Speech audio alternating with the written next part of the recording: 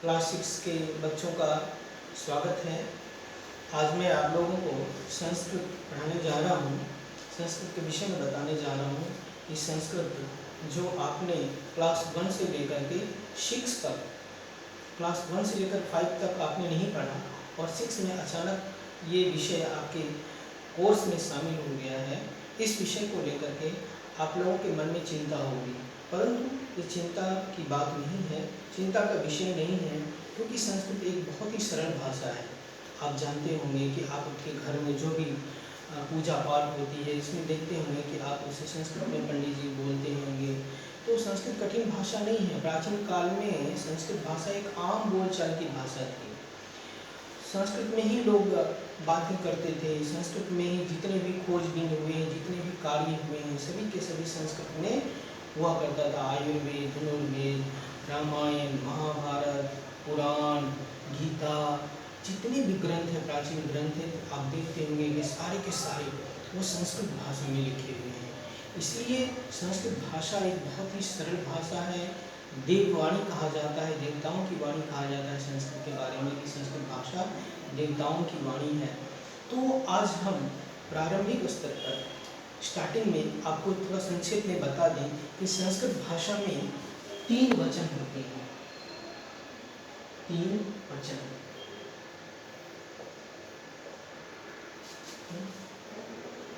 एक वचन, द्विवचन और बहुवचन। आप हिंदी में या इंग्लिश में एक वचन, द्विवचन पढ़ते हैं, परंतु संस्कृत में ये 3 वचन होते हैं। संस्कृत में आकर के एक वचन की संख्या बढ़ जाती है। जब एक व्यक्ति हो उसके लिए एक वचन का प्रयोग किया जाता है, जब 2 हो उसके लिए द्विवचन का प्रयोग किया जाता है, जब 2 से ज़्यादा होते हैं उसके लिए बहुवचन का प्रयोग संस्कृत में किया जाता है। तो ये हो गया वचनों की संख्या 3। इस प्रकार से दूसरा ये हो गया वचन। इसी प्रकार से दूसरा नंबर हो गया लिंग। संस्कृत में लिंग के 3 भेद हैं। आपने हिंदी में, इंग्लिश में 2 लिंग पढ़े होंगे, परंतु संस्कृत में 3 लिंग हैं। नंबर 1 स्त्रीलिंग, नंबर 2 पुल्लिंग और नंबर 3 नपुंसकलिंग। ये शायद आप पहली बार देख रहे होंगे, पढ़ रहे होंगे। ये संस्कृत में एक लिंग अतिरिक्त आ गया है ना। तो इस तरह से स्त्रीवाचक शब्दों के लिए स्त्रीलिंग का प्रयोग, पुल्लिंगवाचक शब्दों के लिए पुल्लिंग का प्रयोग, और जो न स्त्रीलिंग है न पुल्लिंग है उसके लिए संस्कृत में नपुंसकलिंग का प्रयोग होता है। इस तरह से 3 लिंग हुए। इसी तरह से एक और चीज पढ़ना है आपको, वो है पुरुष। पुरुष जिसे इंग्लिश में पर्सन कहते हैं। तो ये first person, second person, third person आपने इंग्लिश में पढ़ा है, परंतु संस्कृत में इसे कहते हैं प्रथम पुरुष, मध्यम पुरुष और उत्तम पुरुष। उत्तम पुरुष, इस तरह से 3 पुरुष होते हैं। प्रथम पुरुष वह, मध्यम पुरुष त्वम और उत्तम पुरुष अहम। जिसे इंग्लिश में आई, यू और मी, ही, यू और आई, वह, तुम और मैं। इस तरह से 3 पुरुष हैं। इस तरह से तो ये जो है बेसिक है क्लास 6 का। ये 3 चीज़ें हमें बराबर याद रहनी चाहिए। इसके अलावा शब्द रूप और धातु रूप होते हैं। धातु रूप क्रिया को कहते हैं, शब्द रूप जो होते हैं वो संज्ञा होते हैं, सर्वनाम होते हैं। इस तरह से ये जो है सारांश रूप में यहाँ पर बताया गया है। अब हम क्लास 6 का जो पहला चैप्टर है जिसका नाम है शब्द परिचय, हम उसे पढ़ेंगे।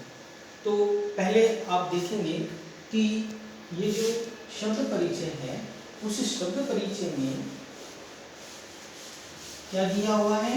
पहला है लेसन आप देखेंगे उसमें लिखा हुआ है एषः कः, एषः कः, एषः मतलब यह, कः मतलब क्या, यह क्या है ना, इसका क्या मतलब हुआ टोटल, यह क्या है। बगल में चित्र आप देख रहे हैं, वो चित्र में एक ग्लास है, तो उत्तर है एषः चषकः, यानी कि एषः मतलब यह, चषक मतलब ग्लास, पानी का ग्लास, यह क्या है, यह ग्लास है। इस तरह से इसका मीनिंग हुआ यह ग्लास है। फिर कह रहा है कि किम एषः बृहत्, किम एषः बृहत्, बृहत् मतलब बड़ा, किम मतलब क्या, क्या यह बड़ा है ना, कहेंगे। फिर उत्तर है उसका न एषः लघु, यह छोटा है, न एषः लघुः, यह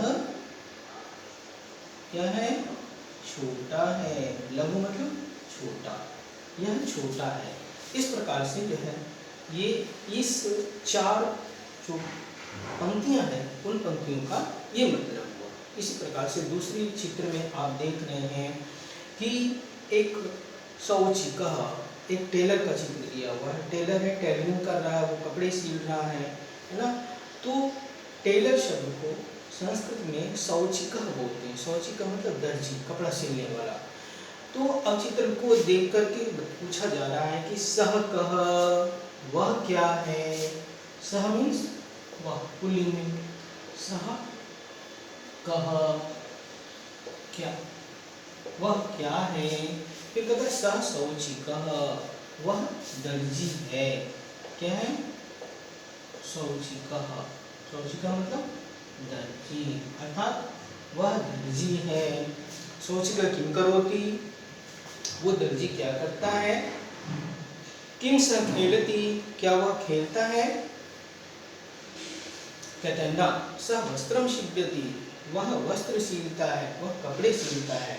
और इस प्रकार से ये पैराग्राफ का मीनिंग होता है। आगे आप चित्र में देख रहे हैं क्या है कि दो कुत्ते हैं, शायद ये भौंक रहे हैं। आप देखेंगे ध्यान से, यहाँ पर दो, अभी तक आपने देखा एक, एक के लिए एक वचन, अब यहाँ पे दो आया है, तो दो के लिए एतौ शब्द का प्रयोग आया है। एतौ कौ मीन्स ये दो क्या है। फिर कहते हैं एतौ शुनकौ अस्तः, शुनका, शुनका मतलब होता है कुत्ते, शुनका मतलब कुत्ता, शुनकौ मतलब दो कुत्ते। तो एतौ शुनकौ अस्तः, ये दो कुत्ते हैं। किम एतौ गर्जतः, क्या ये दो गरज रहे हैं, कहते हैं ना एतौ उच्चैर्मुक्तः, ये जोर जोर से भौंक रहे हैं, ये दो कुत्ते हैं वो भौंक रहे हैं। फिर आगे के आप चित्र में देख रहे हैं कि एक किसान है और दो बैलों से की सहायता से वो हल चला रहा है। तो यहाँ पर पूछा जा रहा है तौ कौ, दो बैलों की ओर इशारा करके, तौ कौ वे दो क्या हैं, तो तौ बलि बर्दौ अस्तः, वे दो बैल हैं। किम तौ धावतः, क्या वे दौड़ रहे हैं, तो नहीं, तौ क्षेत्रम कर्षतः, वे दोनों खेत जोत रहे हैं। तो इस प्रकार से जो है द्विवचन का प्रयोग आपने देखा, एक वचन और द्विवचन का। अब अगली चित्र में आप किताब देख रहे होंगे, तो किताब में देखिए आपकी जो टेक्स्ट बुक है उसमें चित्र है, नीचे कुछ जो है बैग बने हुए हैं, स्कूल बैग है। उस बैग में देखेंगे वहाँ पे 3 से ज़्यादा 4 बैग हैं। इसलिए जैसे कि आपको बताया कि मैंने एक के लिए एक वचन, दो के लिए द्विवचन और दो से ज़्यादा के लिए बहुवचन। तो यहाँ पर दो से ज़्यादा है, इसलिए यहाँ पर बहुवचन का प्रयोग हो रहा है। कहता है एते के, ये क्या है ना, एते के ये बहुवचन के लिए है, ये सब क्या है, तो एते स्यूताः सन्ति, ये बैग हैं।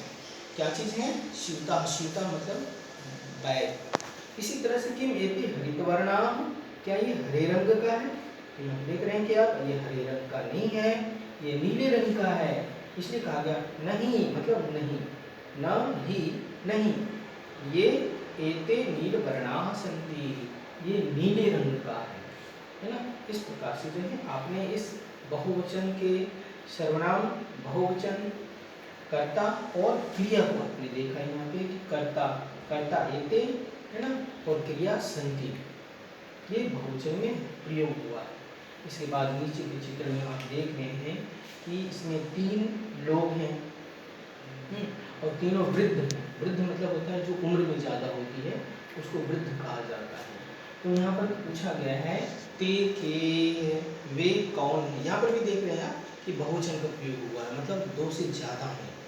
जैसा कि आप बार बार मैं रिपीट कर रहा हूँ कि जहाँ पे 2 से ज़्यादा होते हैं वहाँ पे बहुवचन का प्रयोग होता है। तो यहाँ पर आया है ते के वे कौन हैं, तो ते वृद्धाः, वे कौन हैं, वे बुजुर्ग हैं, बूढ़े हैं। किम ते गायन्ति, क्या वे गाते हैं, गायन्ति मतलब गाना। किम ते गायन्ति, बोला नहीं नहीं, ते हसन्ति, वे हंसते हैं, हंस रहे हैं या हंसते हैं। इस प्रकार से जो है आपने यहाँ पे देखा इस पाठ में, इस चैप्टर के अंतर्गत कि एक वचन, द्विवचन और बहुवचन का प्रयोग हुआ है। एक के लिए एक वचन, जैसे चषकः आया था, एषः चषकः, एषः मतलब एक, एक, एतो मतलब 2 और एते मतलब 2 से ज़्यादा, मतलब बहुवचन के लिए। एषः चषकः, यह ग्लास है, एतौ शुनकौ, ये 2 कुत्ते हैं, एते स्यूताः, ये थैले हैं, बैग हैं। इस प्रकार से जो है बहुवचन का प्रयोग हुआ है और यहाँ पर आपने एक वचन, द्विवचन और बहुवचन का प्रयोग आपने जाना और पढ़ा। इसी प्रकार से आप अगले चैप्टर में लिंग के बारे में पढ़ेंगे, स्त्रीलिंग, पुल्लिंग और नपुंसकलिंग। तो ये जो है आपने जो चैप्टर पढ़ा था ये पुल्लिंग का रूप था, पुल्लिंग, एकवचन, द्विवचन और बहुवचन। अगले चैप्टर में आप स्त्रीलिंग, एकवचन, द्विवचन और बहुवचन के रूप को पढ़ेंगे। ओके बच्चों, बाय।